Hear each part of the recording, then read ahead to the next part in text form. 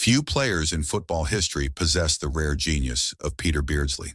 A playmaker with extraordinary vision, agility, and technique, he glided across the pitch with an elegance that made football look effortless. His dribbles were mesmerizing, his passes were precise, and his ability to create something out of nothing was a sight to behold. Yet despite his undeniable brilliance, his legacy remains a puzzle. Was he a misunderstood genius, an overlooked great, or a player whose career was tainted by controversies and missed opportunities? His journey took him through Newcastle, Liverpool, Everton, and beyond. But why does his name not command the same reverence as other legends of his era? Was he unfairly underappreciated, or did the controversies surrounding him stain his reputation? What truly defined Peter Beardsley, the breathtaking moments of magic or the shadows that followed him? Tonight we unravel the story of a footballing enigma, a career of dazzling highs, unexpected lows, and a final chapter that left more questions than answers. Stay with us as we dive deep into the untold story of Peter Beardsley, and if you love football's hidden truths, make sure to subscribe for more stories that football history forgot. Let's begin. Peter Beardsley's journey to football stardom was anything but conventional. Unlike many prodigies who were spotted early, he took the long road, one filled with setbacks, rejections, and unexpected detours. Born in Newcastle in 1961, Beardsley's love for football was evident from an early age, yet few could have predicted the career that lay ahead. His first real opportunity came at Carlisle United, a club far from the glitz of England's elite.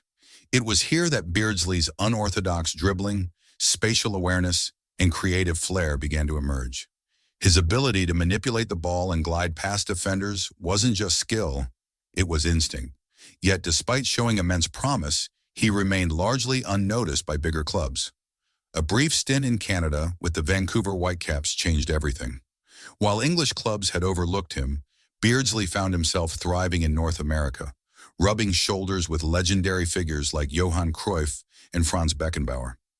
His performances in the NISL turned heads, and when he returned to England, he was no longer an unknown. But even then, his journey took another unexpected turn, an unsuccessful spell at Manchester United. Rejected by one of England's biggest clubs, many players would have faded into obscurity. But Beardsley was different. Determined to prove his worth, he returned to his hometown club, Newcastle United, in 1983. And this time, there was no denying his brilliance. What made Beardsley stand out? Was it his low center of gravity, which made him unpredictable? His quick feet that could send defenders the wrong way? Or his vision, which allowed him to see passes others couldn't? The answer was all of the above.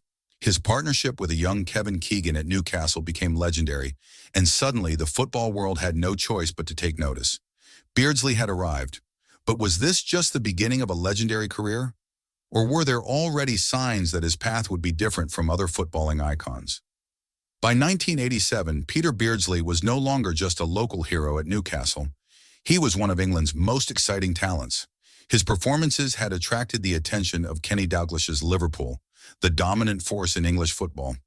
The Reds, renowned for their attacking style and fluid movement, saw in Beardsley a player who could elevate their game.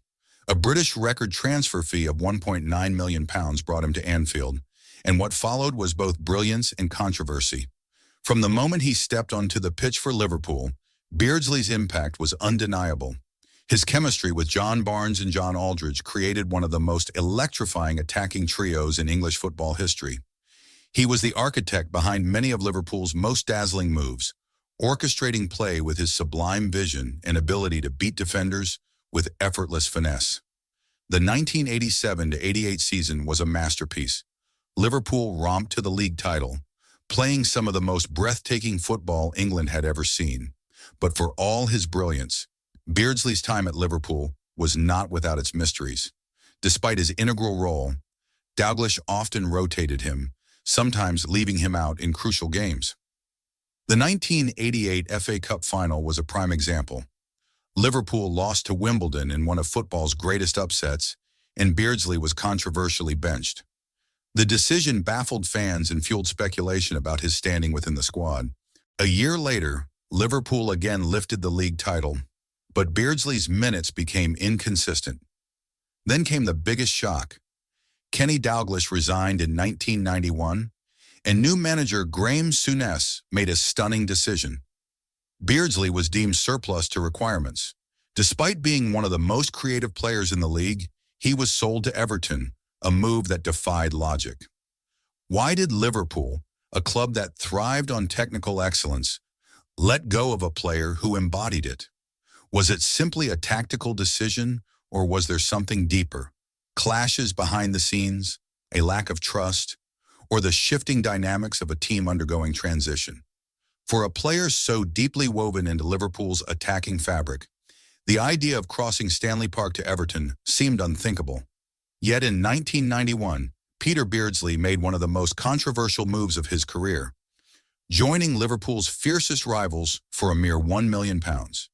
It wasn't just a transfer, it was a statement. Why would a player of his caliber be cast aside so abruptly by Liverpool?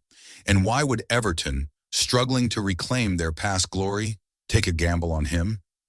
At Goodison Park, Beardsley was expected to inject life into an Everton side searching for an identity.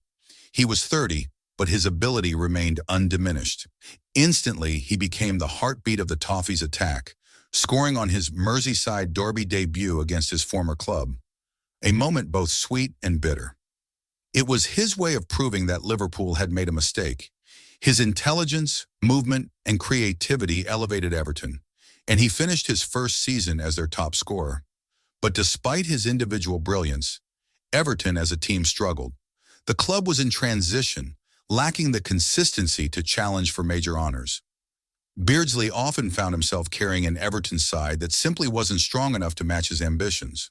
Unlike at Liverpool, where he was surrounded by world-class talent, at Everton, he was the lone orchestrator in an uninspired squad. By 1993, the winds of change had arrived again. Everton's financial struggles, combined with an aging squad, meant Beardsley was once again deemed expendable. This time, he was heading back to where it all started. Newcastle United, a club on the brink of something special under the charismatic Kevin Keegan. His Everton stint was a paradox, personally successful, yet ultimately unfulfilling. Did he silence his doubters, or was this just another chapter in a career that always seemed to raise more questions than answers? When Peter Beardsley returned to Newcastle United in 1993, he wasn't just coming back to a club, he was returning to a city that adored him. But this wasn't the struggling Newcastle he had left a decade earlier. Under Kevin Keegan, the Magpies were a club reborn, fueled by ambition, attacking football, and a hunger to shake up English football. And at 32 years old, Beardsley wasn't just another signing, he was the missing piece to a revolution. Despite his age, he played as if time had no effect on him. Forming a breathtaking partnership with the young and fearless Andy Cole, Beardsley became the creative mastermind behind Newcastle's exhilarating brand of football. The 1993-94 season saw him score 25 goals in all competitions, guiding Newcastle to an impressive third-place finish in their first season back in the Premier League. He wasn't just good, he was magnificent. His intelligence, movement, and precision passes turned Newcastle into the league's most entertaining side. The Magpies played fearless, attacking football, scoring goals at will, with Beardsley orchestrating the chaos. It wasn't long before they earned the nickname, the Entertainers. Yet despite the dazzling football and near misses at glory, trophies eluded Newcastle. The infamous 1995-96 season, where they threw away a 12-point lead in the title race, became the ultimate heartbreak. Beardsley, still pulling the strings at 35, gave everything. But football can be cruel. By 1997, his time at Newcastle was winding down. Age had finally started to catch up, and the club was moving toward a new era. But for Newcastle fans, Beardsley's return had been nothing short of magical. He didn't just play for the club, he helped define it. For years, Peter Beardsley was revered, not just for his footballing genius, but for his understanding of the game. It seemed only natural that he would transition into coaching, passing down his knowledge to the next generation. Yet instead of solidifying his legacy, his post-playing career took a dark and unexpected turn. In 2019, after years of speculation, Beardsley was found guilty of using racially abusive language toward young players during his time as Newcastle's under-23 coach. The allegations had surfaced in 2018, shaking the club and the footballing community. Players described a toxic environment, with Beardsley accused of making derogatory comments and humiliating individuals under his guidance.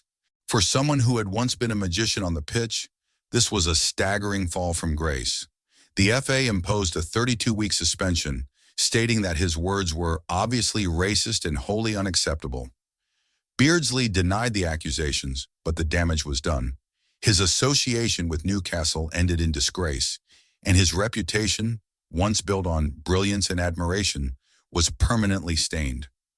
How did it come to this? A man who had been celebrated for his humility and footballing intelligence had now become a cautionary tale. Fans who once adored him were left conflicted. Could they still cherish the memories of his dazzling performances, or did the scandal overshadow everything? Beardsley disappeared from public view, his presence in football erased. No punditry roles, no coaching comebacks, just silence. It was a brutal, unforgiving conclusion to a career that had once promised immortality. But is this how we should remember Peter Beardsley? Can his footballing genius still be celebrated despite the controversy, or does his fall define him? As the dust settles, the debate remains unresolved. Time has a way of softening memories, but Peter Beardsley's legacy remains sharply divided. On one hand, he was a once-in-a-generation playmaker, his vision, creativity, and skill leaving an indelible mark on English football. His dazzling performances for Newcastle, Liverpool, and England are etched into history, moments of magic that thrilled fans and won silverware. But on the other hand, the later years of his career and post-playing life have cast a long shadow over his achievements. From being underestimated in his prime to the scandal that led to his downfall, Beardsley's story is one of contrasts, genius and controversy, brilliance and disgrace. For Newcastle fans, he remains an icon, a player who gave them unforgettable moments. But for others, his legacy is tainted, the allegations against him impossible to ignore. Can we truly separate the player from the person? Should his footballing brilliance be celebrated, despite the controversy that followed? History often chooses its heroes carefully. Some players, despite flaws, are immortalized, their mistakes overlooked in favor of their achievements. Others are remembered for their failings more than their triumphs. Where does Beardsley stand in this debate? His silence in recent years has only deepened the mystery.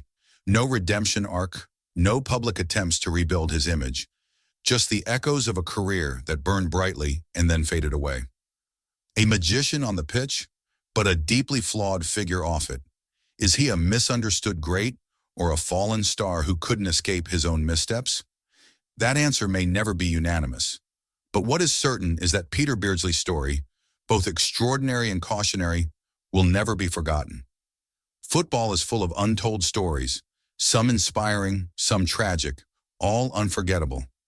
If you want to uncover more of the hidden truths behind the game's biggest names, subscribe now and be part of the journey.